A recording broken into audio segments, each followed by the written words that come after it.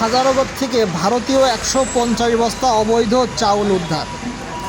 খাজানগর হজরত আলীর পলাশ rice mill থেকে 150 বস্তা অবৈধভাবে ভারতীয় চাউল রাখাতে ভ্রাম্যমাণ আদালতে 50,000 টাকা জরিমানা করেছে এবং চাউল নিলামে বিক্রয় করা হয়েছে।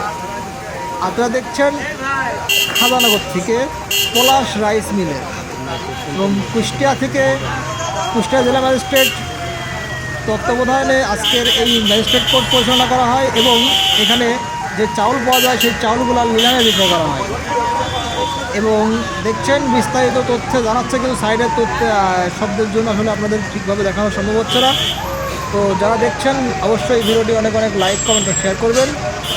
সেই সঙ্গে আপনারা এই আইডিটি ফলো দিয়ে সঙ্গে থাকবেন নতুন খবর পেতে। যারা দেখছেন রমজান মাস, আর এই রমজান মাস উপলক্ষে আসলে বাজার মনিটরিং করছে এবং বাজার যেন অস্থিতিশীল না হয় সেই জন্য আসলে আপনার কুষ্টিয়া জেলা প্রশাসন তদারকি করছেন সবসময়।